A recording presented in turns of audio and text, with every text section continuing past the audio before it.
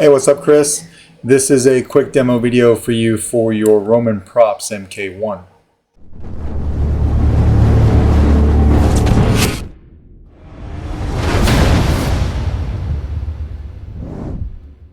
So this is installed with a Proffie V3 that you provided. It was first weathered by Austin over at Astoria Workshop, and then you sent it over to me for an install.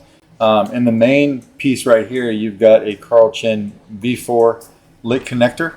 So we'll light that up here in a second. I'll show you that all of those LEDs on that PCB light up. If we could focus in like that. You would ask for a 32-inch Neopixel blade.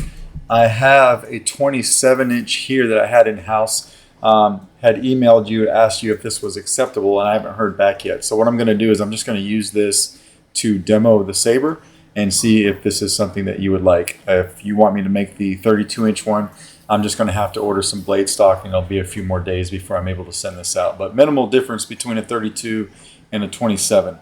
All right, so you've got that recessed PCB in there, full Neopixel blade. So this is made with, back-to-back strips, then foam, then it's not neoprene, but there's some sort of diffuser. I forget the material offhand, but all of that is then crammed into this blade, and that's how we make that. All right, so as far as the Saber goes, you've got the Rudy chamber in here. So what you want to do is you don't have to unscrew anything on this. You just want to grab your grenade section, turn it clockwise a little bit until you hear it click, and then you can pull this up. All right. Once you pull it all the way up, you can turn it counterclockwise and it locks it in. And that's how you kind of keep that locked in place. If you notice that rail right there, right, that is what that set screw right here on the edge of your grenade section rides in. So of course, when we twist it, you see how it's lined up with that rail, and then it slides up and down like that. And then when you twist it counterclockwise, there's a little L lock that you can't see up underneath that lip, and that's how we lock that in place. Alternatively, that's how you lock it in place when you push it down as well. All right, but to give you a close-up of your crystal chamber, I know you've seen it already, but looks the same for now until we fire it up. This is a 2-button setup, so your front tactile switch underneath this bubble card will be your power. We'll lock that back down. Your front switch will be your power. Your back here will be your auxiliary. My camera does not want to focus on that guy, but they're underneath this piece. All right, so what I do sand down this bubble strip a little bit to get rid of the ledges underneath it and make it flat. I take a piece of aluminum can, I cut it to size, slide it right underneath that bubble strip so that you cannot see the switches, and then I have to do a little bit underneath that piece to make sure that these actuate properly. So that's what we've got there. To get to your chassis, you do not have to take the booster section off or the pommel. The only thing you have to do is come back here on your cold sink knob and pop it off with your finger. You can take a tool, but if you have some fingernails, you can just pop it right off. All right. And then when you look in there, you've got access to your SD card, your micro USB.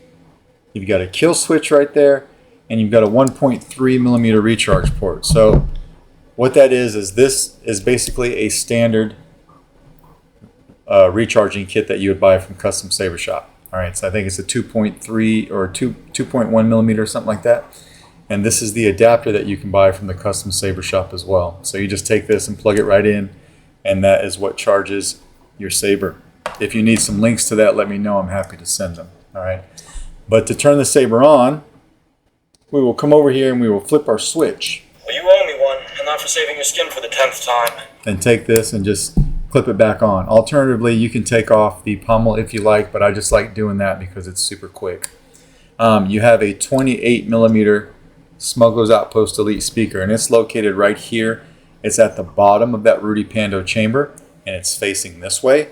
And these are your sound venting holes. So you've got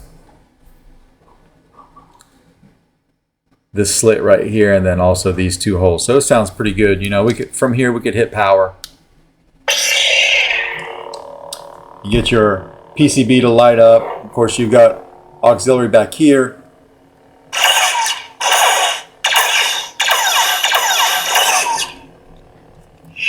And you've got twist off. All right. If we want to open up this chamber, then you can see your crystal in action. So we're going to open this all the way up and then lock it in.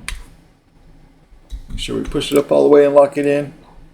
and that's what you've got. So I've got a single Neopixel accent pointing towards your crystal, and then I've got a 12 pixel accent ring right underneath the crystal to give you that added animation that's happening right underneath it. All right, so if we hit power, the added crystal ring will start to speed up. Your crystal goes blue because you gave me a list, or you gave me your sound fonts on a USB drive. You gave me a list of colors that you wanted for those fonts, so they're all on here. And then what I did for the bass is I made it all the same for the bass, that little turbine engine that's going, just to kind of mimic some circuitry that's going on underneath that crystal chamber. So a slow turbine when the saber is off, and it speeds up when the saber's on. So as you can see it on my hand, and then hopefully on camera there as well, right? We'll go to another one. Just hit auxiliary. Darth Vader. This is 2 different variations of the chosen one. These are all K-Sith fonts. Master Skywalker, there are too many of them. What are we going to do? All right. Let's go to another one. Master Yoda. Grandmaster. So blade is green and crystal is green. And we've got a pulsing there. I couldn't quite get the crystal to do like a random flicker when the saber was off. Not something, I tried a few different things. I wasn't happy with how they looked. So we did land on a pulsing when the saber is off, and then a solid when the saber's on. So solid green there. As you can tell, you don't have any action going on up here, because if you were to unscrew this, you take this off, this is its own piece. It has a blade side connector right here. That's how you get power. And then if we were to close this guy up and lock it in, you got a 7-pin PCB system right there that makes contact with this blade connector, right? So if we put this in and we start screwing it on, and you see power going to your main blade, and that's how you get that. All right, so let's go through a few different colors and show your crystal chamber, because it really is the main feature of this saber, and then we'll throw a blade in it. All right, so we'll go to another one. Kenobi. Just Ben.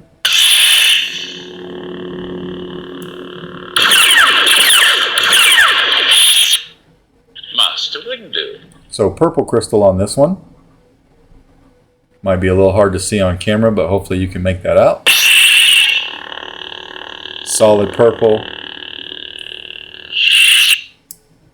Ahsoka. This is a white crystal with a white blade. All right, so white crystal. Lord Vader. Red crystal. So these 2 color contrasts make it easy on camera to see what's happening between the base of the crystal and the actual crystal itself. And we're going to solid there. This would be the Rogue Vader.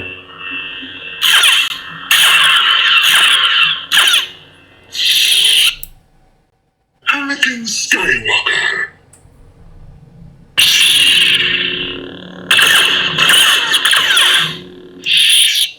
Darth Vader. All right, so we'll go ahead and slap this back on, and we'll throw a blade in. So for now, I'm not going to tighten it up, but you have a blade retention screw.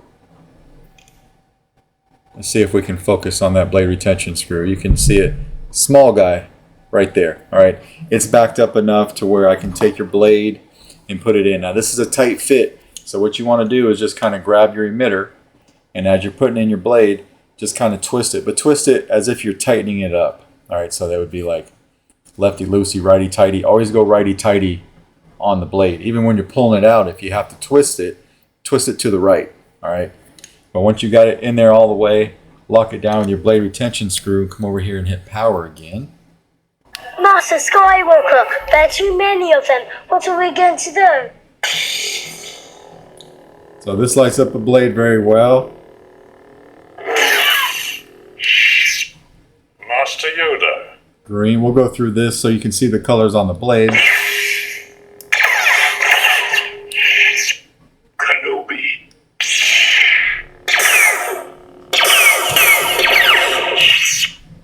Master Windu. Purple blade. Ahsoka Tano. White blade.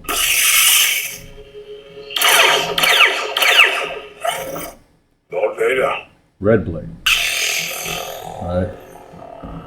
That's the bright one.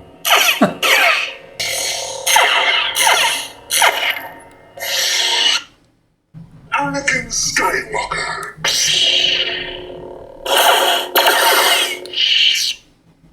Darth Vader. And we're kind of at the beginning now. All right, so when we're done, loosen up your blade retention screw, grab the emitter. Remember, righty-tighty. Just pull your blade out. No matter what size it is, it works the same way. All right, and then we can turn the saber on, and I'll show you that the kill switch works. So we'll pop this off real quick, turn the saber on. Master Skywalker, there are too many of them. What are we going to do? And I'm just going to flip the kill switch in the back. And it kills power just like it should. All right, so that is basically your MK1 with Rudy Pando chamber and recessed blade. If you want this one, let me know if that works for you. If not, we can wait a few days until I get some blade material in. But that's the saber basically. So let me know if you have any questions. And depending on what I hear back from you, I'll get this out in the mail accordingly. All right, thanks, man.